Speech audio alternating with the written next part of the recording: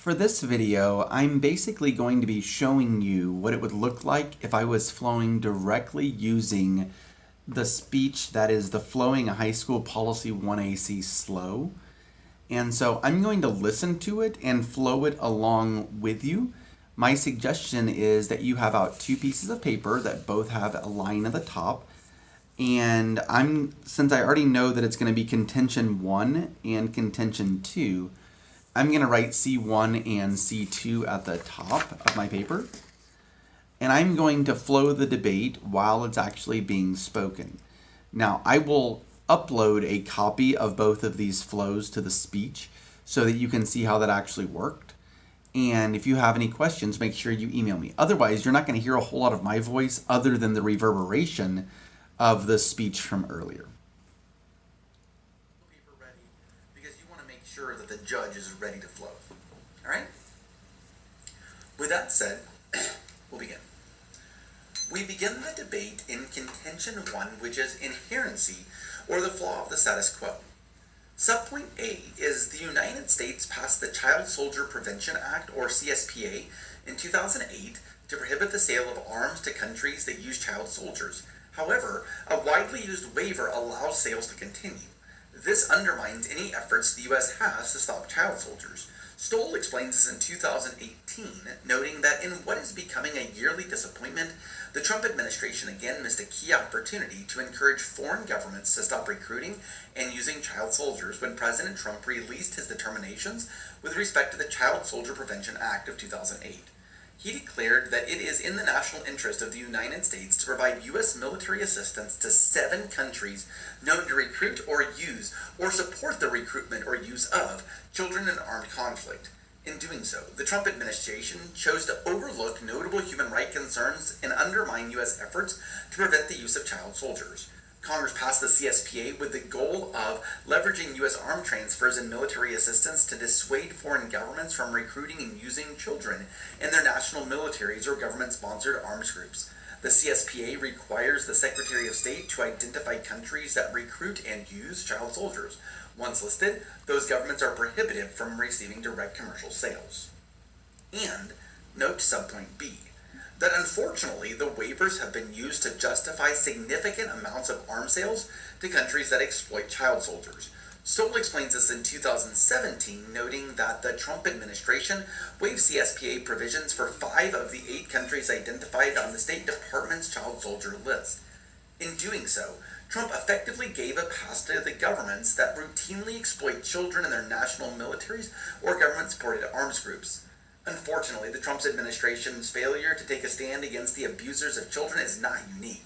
During the Obama administration, the United States routinely waived the CSPA's prohibition and authorized more than $315 million in arms sales to countries with known human rights abuses against children in armed conflict. The Obama administration withheld approximately $8 million in arms sales, amounting to roughly 2.6% of the total amount of arms sales. With this year's waiver, the Trump administration has continued a familiar pattern, authorizing 99% of U.S. military assistance that would have otherwise been prohibited by the CSPA. Because of the failure of the current system, we would like to offer the following plan. The United States federal government, specifically Congress, should amend Section 404A of the Child Soldier Prevention Act to remove the ability of the President to waive prohibition of countries listed by the Secretary of State as recruiting, using, or training child soldiers for the purpose of arms sales, including direct commercial sales from the United States. Additionally, actions such as recruiting or training children for police forces will be considered reason for the Secretary of State to You'll determine notice that a that country should right be now, listed in the CSPA. since they're reading the plan, I know No that funding and contention 2 is going to be enforcement next, for the plan. so I'm going We to go reserve the that right page. clarify and cross-examination. Contention 2 is child soldiers. Subpoint A is there are hundreds of thousands of child soldiers. They are forced into suicide missions and sex slavery. Briggs explains in 2017 that as many as 300,000 children are believed to be serving as soldiers in armed conflicts around the world, depriving them of a normal childhood and education. These boys and girls, some as young as 7, serve in government forces and armed opposition groups. They fight on the front lines, participate in suicide missions, and act as spies. Girls are often forced into sexual slavery. Many are abducted or recruited by force, while others join out of desperation, believing these armed groups offer their best chance for survival. And subpoint B says, the recruitment and use of child soldiers is a flagrant violation of human rights and guarantees more and longer wars. Singer explains this in 2006, stating that the result is that war in the 21st century is not only more prevalent but more tragic. With children's involvement, warlords and terrorists and rebel leaders alike are finding that conflicts are easier to start. In turn, with such leaders being able to tap a new source of military labor, wars are harder to end. Rather than coming to a conclusion, they drag on, consuming not only societies in general, but also the childhood of literally hundreds of thousands of children. The recruitment and employment of child soldiers is one of the most flagrant violations of international human norms. And subpoint C, child soldier recruitment kills more than wars or terrorism. Akervina in 2006 notes that child soldiering does not assume centrality on the West security agenda, whose top priorities are terrorism, nuclear proliferation, and weapons of mass destruction. Child soldier recruitment is important because it involves the suffering and death of thousands of children every year, many more than are direct victims of terrorism or the use of weapons of mass destruction. Concerns about the immorality of their recruitment and transgressions of the rules of war might be regarded as self-evident, but to this consideration can be added several others, including heightened exposure of naive children to the risk of death or injuries in combat. It has long been understood that socialization into violence in youth creates a generation of violent adults, perpetuating the vicious cycle of instability within countries. Prevention is vital and less costly. And subpoint D says that waivers for the CSPA should be removed, and all countries that are found using child soldiers, including for police force, should be listed in the CSPA. As long as the waivers happen, the U.S. is complicit in the continuation of child soldiers. Hogg explains in 2016 that the CSPA should be fairly straightforward. The law bans the United States from providing military assistance or arms sales to governments that use children in combat. Except a loophole called the National Interest Waiver allows the president to bypass the law if it's deemed in the U.S. national interest to do so. Countries on this list have been denied only a smattering of military support. In many cases, military arms were provided to countries identified by the United States as using child soldiers. In complex conflicts, children are often more likely to be recruited and used by the police than by the military because in these countries, recruitment is typically more localized.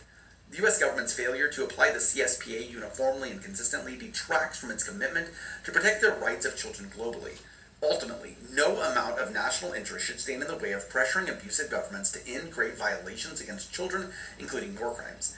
By not listing all forces that egregiously violate children's rights, the United States is sending a message that abuse can be justified under certain circumstances. And we finish the affirmative constructive with subpoint E. Using the CSPA is effective. In 2012, the U.S. was able to get the Democratic Republic of Congo to change its child soldiers in 5 days and has achieved significant and verifiable results. Becker in 15. The administration in 2012 announced that it would withhold military financing from the Democratic Republic of Congo and training from a Congolese battalion until Congo signed into an action plan with the United Nations to end its use of child soldiers. Congo had been dragging its feet for 7 years on signing the plan, but agreed to its terms only 5 days after the U.S. announcement. Last year, the United Nations documented only 2 cases of child recruitment by the Congo National Army, a significant change. Ending the use of child soldiers and maintaining critical mission alliance are not mutually exclusive goals. In Congo, withholding just a portion of authorized assistance was enough to prompt significant action. In too many cases, however, the United States provides military assistance to governments using child soldiers with no strings attached. The CSPA gives a powerful tool to let the U.S. military aid recipients note the use of child soldiers is unacceptable. It's for these reasons that I ask you to vote affirmative. And there was the timer. Okay, so what you've seen me do here is you've seen me flow out the 1AC, and I will upload both of these. Now, one of the things that you'll want to note next to this is in the space next to it is where I want to be making my arguments. And so I might make those in a different color, or I might just make sure there's another line, etc. But this is a good example of a flow for a 1AC in high school policy debate. It's also very similar to the way that you would flow college policy or NFA LD, and it's honestly not a bad way to flow virtually anything. Okay? If you have any questions, make sure you email me. Thanks.